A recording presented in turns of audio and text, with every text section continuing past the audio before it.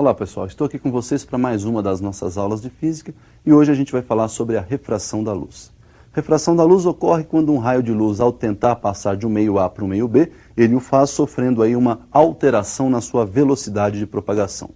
Vejamos algumas possibilidades da refração. Uma das possibilidades então é quando a incidência é oblíqua, ou seja, quando a luz incide com um ângulo diferente de 90 graus com a superfície que separa os dois meios. Nós temos aí no ponto de incidência, então, uma reta que é perpendicular à superfície que separa os dois meios. Essa reta nós vamos chamar de reta normal. Então, essa linha tracejada é a nossa reta normal. E o ângulo formado entre o raio incidente e a reta normal nós vamos chamar de ângulo de incidência. A velocidade com que a luz se propaga nesse meio A, nós chamamos de velocidade VA. Ao passar para o meio B, veja que nós temos um outro ângulo formado entre o raio refratado e a reta normal. Esse ângulo nós vamos chamar de ângulo de refração. Observe então que nesse meio B, a velocidade de propagação da luz agora é VB. Observe que houve um desvio, né? Nós temos aí então, na passagem da luz do meio A para o meio B, um desvio. Esse desvio então é devido à alteração da velocidade. Por outro lado, se a incidência for normal, ou seja, perpendicular à superfície que separa os dois meios, nós não vamos observar esse desvio. E, consequentemente, mesmo passando sem nenhum desvio do meio A para o meio B, nós vamos observar aí que se as velocidades são diferentes, ocorreu a refração da luz, mesmo sem o desvio. Então nós vimos aí a incidência oblíqua, onde a luz vai passar do meio A para o meio B, e na alteração de velocidade nós vamos ter aí também um desvio na trajetória de propagação, e vimos a incidência normal, que nós vamos observar a mudança na alteração da velocidade da luz, vai ocorrer a refração, mas não vamos perceber aí o desvio na trajetória de propagação da luz. Vamos observar então as leis que regem a refração da luz. Percebam aí, então que nós temos um raio incidente, que se propaga no meio A com velocidade VA, e forma com a reta normal um ângulo de incidência I. No meio B nós temos o raio refratado, que forma com essa mesma reta normal o ângulo de refração R, e esse raio refratado sofreu aí um desvio. O ângulo de desvio nós chamamos de delta. A primeira lei diz que o raio incidente, o raio refratado e a reta normal são coplanares, ou seja, pertencem ao mesmo plano. Já a segunda lei, a lei de Snell-Descartes, diz que se nós multiplicarmos o seno do ângulo de incidência pelo índice de refração do meio no qual está ocorrendo a incidência, que é o meio A, portanto, seno do ângulo I multiplicado pelo índice de refração do meio A, igual ao seno do ângulo de refração multiplicado pelo índice de refração do meio B. Bom, o que vem a ser esse NA e esse NB? Esse aí é o nosso índice de refração absoluto do meio. É esse índice que determina com que velocidade a luz se propaga nesse meio. Então nós vamos observar a definição desse índice de refração. Olhe na tela o que é o índice de refração absoluto. O índice de refração, então, é a relação entre a velocidade de propagação da luz no vácuo, que nós vamos representar pela letra C, e a velocidade de propagação da luz no meio estudado, que nós vamos chamar de V, ou meio considerado.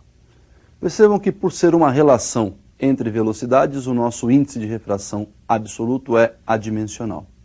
No vácuo, então, seu valor é igual a 1, e no ar, a velocidade de propagação da luz no ar, por ser aproximadamente igual à velocidade de propagação da luz no vácuo, nós vamos ter um índice no ar, então, aproximadamente igual a 1. Então nós podemos observar que quando um raio, ao passar de um meio A para o meio B, ele forma com a reta normal um ângulo de incidência I. E este ângulo pode ser alterado. Conforme nós vamos aumentando este ângulo de incidência, o ângulo de refração também aumenta e nós vamos chegar no momento em que ocorre o limite de incidência ou o limite de refração. Observe então a definição do chamado ângulo limite. Nós temos aí, então o chamado ângulo limite. Perceba então que nós temos um raio passando do meio A para o meio B, e conforme eu aumento o ângulo de incidência, também aumenta o ângulo de refração.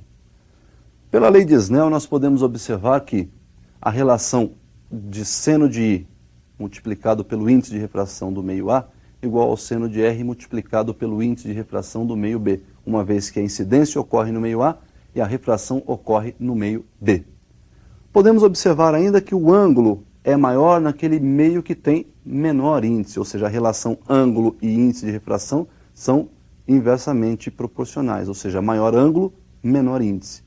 Então veja o seguinte, quando nós pegamos este ângulo de incidência e começamos a aumentá-lo, a refração também vai aumentando, até que o nosso ângulo de incidência, por exemplo, atinja aí 90 graus, até que o nosso raio incidente seja praticamente paralelo à superfície que separa os dois meios. Quando isso acontece, nós atingimos o limite. Nesse caso, o ângulo limite é o chamado ângulo de refração, que nós vamos adotar aí como sendo L, L de limite. Então, o nosso ângulo R passou a ser L. Como a incidência chegou a 90, temos que seno de 90 multiplicado por NA igual ao seno de L multiplicado por NB. Seno de 90 é igual a 1, temos que 1 vezes NA é igual seno de L vezes NB. Dividindo os dois lados da igualdade por NB, nós temos então que o seno de L igual NA sobre NB, onde NA é o menor índice de refração absoluto, NB é o maior índice. Então, para melhor guardar essa equação, o seno do ângulo limite é sempre o menor índice de refração dividido pelo maior índice de refração. Bom, pessoal, uma aplicação muito importante dessa refração acontece lá nas lentes esféricas. Então, nós vamos visualizar aí os tipos de lentes para que a gente possa fazer um estudo do comportamento da luz atravessando uma lente esférica. Então, nós temos aí 6 tipos de lentes que nós dividimos em 2 grupos. No primeiro grupo, nós temos as lentes que têm os bordos ou as extremidades finas. Então, são chamadas aí de lentes de bordos finos. A primeira lente tem 2 faces convexas, portanto é chamada biconvexa. A segunda lente tem uma face plana e a outra convexa, por isso é chamada plano-convexa. E a terceira lente tem uma face côncava e a outra convexa, por isso é chamada então côncavo-convexa. Já o segundo grupo nós temos aí as lentes de bordos grossos ou bordos espessos, né? As extremidades são grossas. Essa primeira lente, 2 faces côncavas, por isso ela é chamada bicôncava. A segunda lente nós temos uma face côncava e a outra plana, por isso plano-côncava. E a terceira lente, a face convexa e uma face côncava, daí então o nome convexo-côncavo. E essas lentes elas podem se comportar como divergentes ou convergentes. Vejamos então qual é a relação entre a lente convergente e a lente divergente. Vamos diferenciar esses 2 tipos de lentes. Então nós podemos observar que as lentes esféricas elas podem ser chamadas de delgadas convergentes ou delgadas divergentes. Delgada é quando a sua espessura é muito menor do que os raios de curvatura das faces esféricas.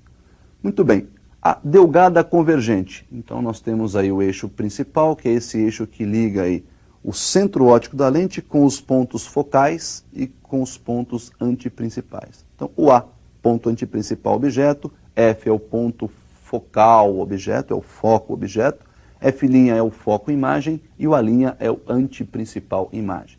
E o centro óptico nós vamos chamar de O. Quando nós temos então aí um raio incidindo, né, por exemplo, paralelamente a esse eixo principal, esse raio sofre nesta primeira lente uma convergência, ou seja, ele se aproxima do eixo principal. Quando a lente é divergente, o mesmo raio se aproximando então da lente, ele vai sofrer uma divergência, ele vai se afastar do eixo principal. Observe que na lente divergente nós temos aí uma troca no posicionamento dos pontos focais e nos pontos antiprincipais. Então, o antiprincipal objeto e o foco objeto estão do lado então onde a luz sofre a refração. E o antiprincipal imagem e o foco imagem estão do lado onde a luz está sendo incidida aí, onde a luz incide nessa lente. Qualquer uma daquelas lentes que nós vimos no grupo anterior, né, pode se comportar como lente convergente ou como lente divergente. Então nós temos que lembrar dessa relação. Olha, se o índice de refração da lente, do material de que é feito a lente, for maior do que o índice de refração do meio onde essa lente está sendo utilizada, ela vai ser convergente se ela tiver bordos finos, ou divergente se ela tiver bordos grossos. Por outro lado, se o índice de refração do material de que é constituído, de que é feita essa lente, for menor do que o índice de refração do meio de utilização dessa lente, ela vai ser divergente se tiver bordos finos ou convergente se tiver bordos grossos. Então nós vimos aí os raios que vão passar por essas lentes e, no caso das lentes convergentes, esses raios vão se aproximar do eixo principal. No caso das lentes divergentes, esses raios vão se afastar aí do nosso eixo principal. Observem os raios notáveis, então, para as lentes convergentes e divergentes. Primeiro raio notável, já vou falar, então, das 2 lentes, convergente e divergente. é mais ou menos o mesmo enunciado dos espelhos esféricos, né? Todo raio que incide paralelamente ao eixo principal de uma lente, seja ela convergente ou divergente, vai atravessar essa lente, sofrendo a refração e saindo na direção do foco. Veja que para a lente convergente, ele se aproxima do eixo, passando pelo foco-imagem. Na lente divergente, ele se afasta na direção do foco-imagem, que para esse tipo de lente ficou do lado da incidência, ou seja, esse foco é virtual. O segundo raio notável, nós temos aí o raio passando pelo foco principal e saindo paralelo. Isso acontece então na nossa lente convergente, passou pelo foco objeto, vai sair paralelo ao eixo principal, e na lente divergente, aquele raio que vai na direção do foco objeto, que está lá do outro lado, vai sair aí, vai refratar-se paralelamente ao eixo principal. O terceiro raio é comum, é igual aí para as duas lentes. Ele incide no centro óptico da lente e não sofre nenhum desvio, tanto nas lentes convergentes quanto nas lentes divergentes. Então nós vimos aí os raios notáveis, e esses raios são usados para você obter, através da construção gráfica, as imagens, a formação das imagens oferecidas pelas lentes esféricas. Nós vamos ver aí um exemplo de construção gráfica e definir as equações para utilização nas lentes esféricas. Observe então essa construção e as equações que nós vamos utilizar aí para a resolução dos exercícios sobre lentes esféricas. Nós temos aí então um objeto que está antes do anteprincipal. Todo raio que sai desse objeto paralelamente ao eixo principal deverá passar pelo foco. Nós vamos tomar um raio aí como sendo o nosso guia, esse raio que está passando pela parte superior do objeto. E desse mesmo ponto aí nós vamos emitir um segundo raio passando pelo foco, que ao passar pela lente deverá sair paralelo ao eixo principal. O cruzamento desses dois raios define aí a posição da nossa imagem. Percebam então que essa imagem aí está sendo formada pela luz direta, portanto é uma imagem real, a luz está chegando até a imagem, ela ficou invertida em relação ao nosso objeto, portanto em relação ao objeto ela é invertida, e o tamanho dela em relação ao nosso objeto é, pela figura você pode perceber, ela ficou bem menor, o tamanho ficou reduzido em relação ao objeto. A distância do objeto até a nossa lente, né, nós vamos chamar de P, tamanho do objeto nós vamos chamar de O, tamanho da imagem nós vamos chamar de I, a distância da imagem até a nossa lente nós vamos chamar de P', e a distância focal nós vamos chamar de E'. Segundo Gauss, então, nós já vimos essa equação para os espelhos, vale também para as lentes. O inverso da distância focal é igual ao somatório dos inversos das abscissas do objeto e da imagem. 1 sobre F igual 1 sobre P mais 1 sobre P'. Para saber se a imagem então foi ampliada, se ela foi reduzida e quantas vezes foi ampliada ou quantas vezes foi reduzida, nós temos aí o cálculo da ampliação ou do aumento transversal linear, que pode ser dado pela relação entre imagem e objeto, I sobre O, ou por uma semelhança de triângulos, pode ser menos P' sobre P, ou fazendo um arranjo na nossa equação de Gauss, pode ser F sobre F menos P. Então nós vimos aí as equações que se aplicam às lentes esféricas, vocês perceberam que são as mesmas que se aplicam lá aos espelhos esféricos, e nós vamos utilizar essas equações para resolver os exercícios aí sobre lentes e espelhos esféricos. Por hoje então é só, até o nosso próximo encontro, bons estudos.